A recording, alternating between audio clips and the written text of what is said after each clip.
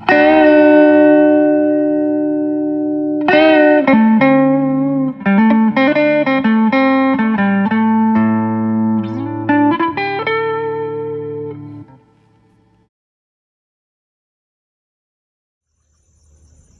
I'm going to talk a little bit about why this channel is called Pennsylvania Journal. The origins of this concept actually go back close to 50 years, probably more than that actually. And so when I was a child, my father gave me a book that he was gifted as a child, and I'll show you the book here. The book is called Just Fishing by Ray Bergman.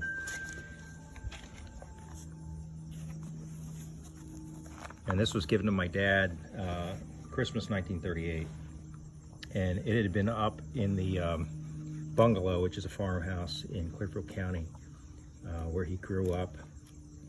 And we spent many, many summers and Christmases and every holiday visiting my grandparents up there. So anyway, this book is by Ray Bergman, who is probably, in my mind, one of the greatest angling tacticians ever to write books. And not only that, but he did this back in the early 1900s. I think this was published 1932, and then he had a subsequent book and probably more. This was published in 1938, Trout. And if you have a chance to read any of these books, you realize how much incredible detail he put into the narrative about fishing. Trout fishing and just fishing includes many different types of fishing, but has a high concentration on fly fishing as well. But one thing that Bergman did at the time, which was of great interest to me as a child, as I read this from cover to cover many times, is the use of journal entries, accounts from being on the stream, and observations about trout behavior and the flies and what he was doing, what was working, what was not working. And I was very taken by those stories and the fact that he used these particular entries as a way to describe what was going on and convey the information that he was learning through the writing of his book. And so a lot of these, so this, for example, here's one from a fishing trip in Pennsylvania, 1919. And he goes on to talk about the weather and what was happening, and just very early. But I was fascinated by these. And as I continued to learn how to fish and to fly fish, I really got into trying to observe in the same way that he did what was going on, and as a way to improve what I was doing. So anyway, this is a seminal book. It's something that I kept with me. I took it fishing with me, and in the end, the binding came apart and everything else. And this particular book, Trout, when my grandfather, Paul Hamus, died, I think in 1972, maybe early 73, was primarily focused on, completely focused on trout fishing, but had the same type of detail, attention to detail, and lots of good things. And he talks about fishing in Pennsylvania, Charlie Wetzel, and he was actually from Delaware, but had authored the book Practical Fly Fishing, and I think he did. Yes, he was. So anyway, Ray Bergman's books had a profound impact on me. So there's one more thing that prompted me to start journaling, which I didn't mention. In 1972, my grandfather, Archibald Paul Hamus, he was from Williamsport, passed away. And he was a quintessential fisherman all around, also a fly fisherman.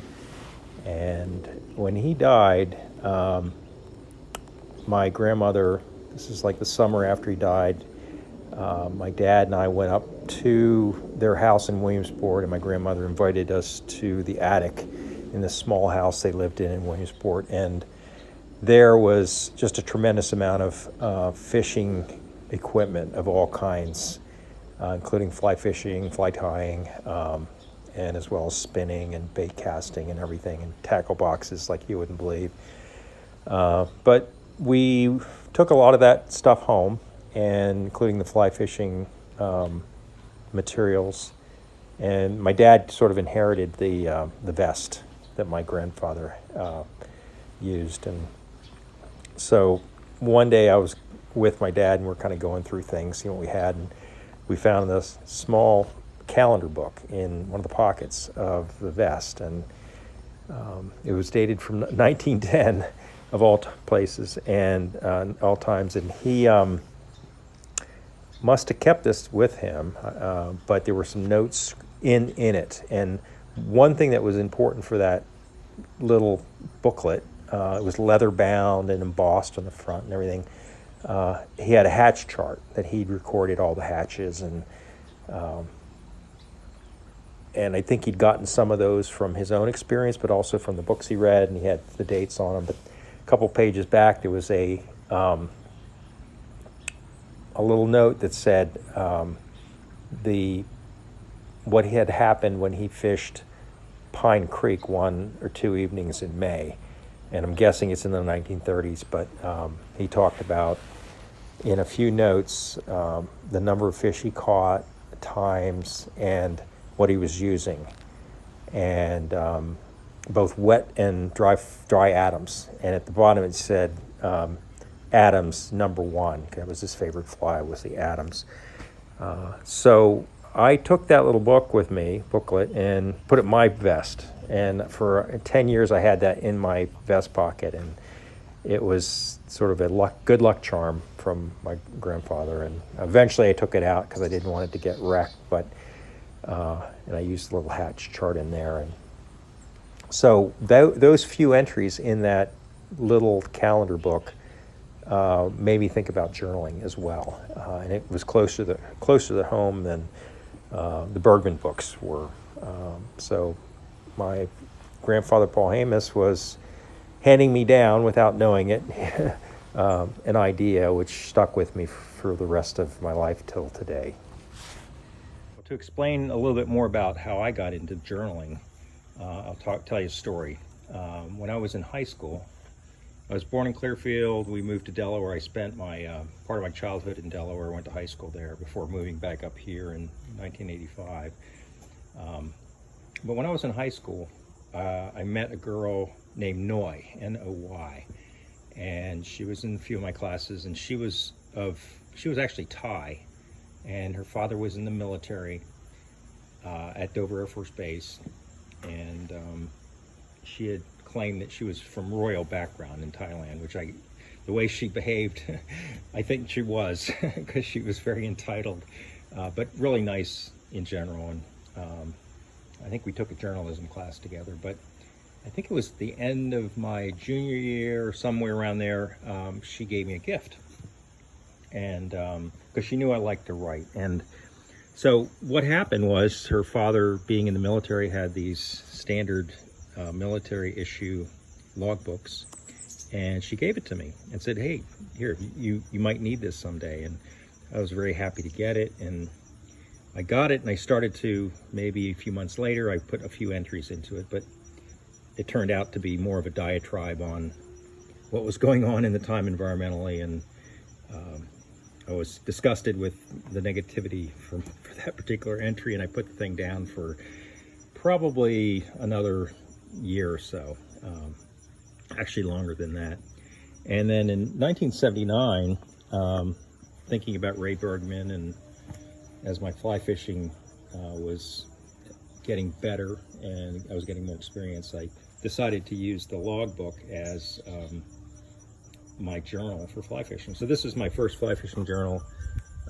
Started in 1979. I was 18 when I started, a few days shy of my 19th birthday. And at that time, the trips I had to central Pennsylvania were few and far between, but my dad and I always went up there. And my first entries are for a trip from July of 1979. It's one of the first trips I took on my own, second maybe, camping out of a tent. Drove up there.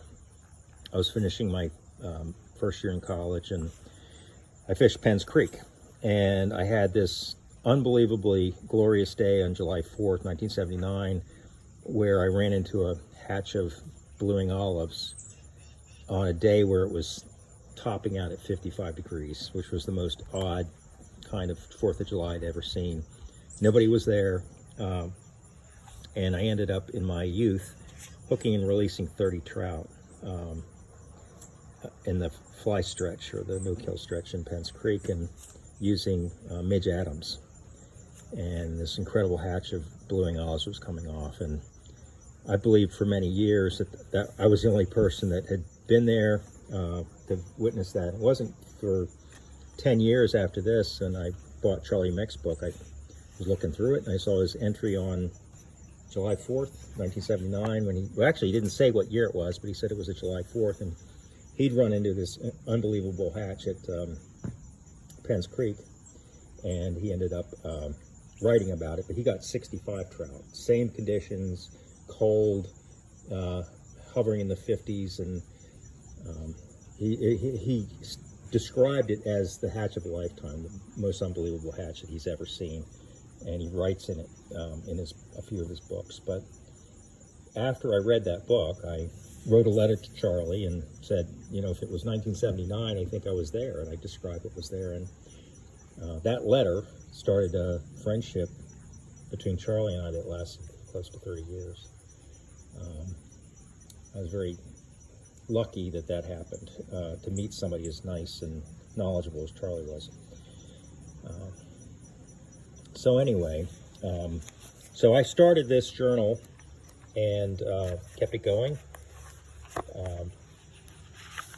This goes from, I think, 1979 to 1990, and second journal goes from 1990 to, no, this is 1979 and 1989. This is 1990 to 1993.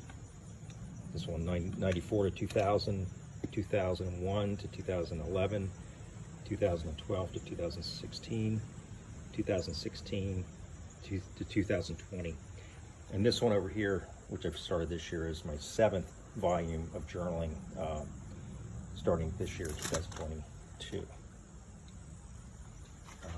Actually, I think this one goes to 2021, at the end of last year. So, and what I found here is that this activity of writing down what I'm experiencing, what was going on every single time, I didn't miss a day in over 43 years here. But what I was able to do was to find out that there were patterns that I could follow, that I could learn a stream and I could learn a hatch, and also that if past is prologue, you can kind of prepare yourself to what you're going to get. And I think it helped my fly fishing over the years. And one thing is that words don't lie, and if you put them down at the time, and the fish don't get any bigger, if you've written it down, they say that the fish always grow fastest from the bank to the bar. That's what they say, which I think is a funny saying. But some of the days that I've recorded were just unbelievable. This was 1996, Penn's Creek, and I say, oh my God, what hatches? And I described a March Brown and sulfur emergence and what happened, and the fact that at that time I was using a tandem and on spinners, and the fact that I went to the same streams at the same time and I saw the same hatches. But I have tried to, I guess, expand the streams that I fish, and I'm continuing to do that to this day right now. So with this information, I've written a book, but it's not published, and it's kind of still in the works, but it's based on my experiences from these journals, written in these journals over the course of really over 50 years of fly fishing, and starting in about 1970 or so when I started fly fishing with my dad. But the journaling was from 79 until today. And I think I'm going to keep going. I'm still learning every day, and I think it's something I would recommend to anybody to do this in any way you want, even if it's on your phone, notes on your phone. It would be wise to try to remember that, because the mind is fickle, and it can help improve your fishing. So that's sort of the story of the journaling, and I plan on, with this channel on YouTube, is to talk about experiences based on journal accounts, and try to share those with you without revealing too many of my secrets of where I fished. But I'm not going to be here forever, and besides my son and my other child, we I want to pass this on to friends, family, and others. So hopefully you get something out of it, and just look forward to more of these kinds of videos, but more focused on experiences, tactics, hatches, stories of all kinds, and we'll go from there and see where it goes. And someday, when I get enough time from work, I'll publish a book. It should be a companion to this, and that'll be available as well. So that's the story of the Pennsylvania Journal, and thanks for watching, and I appreciate the time. Listen to me drone on. We'll talk again. Bye.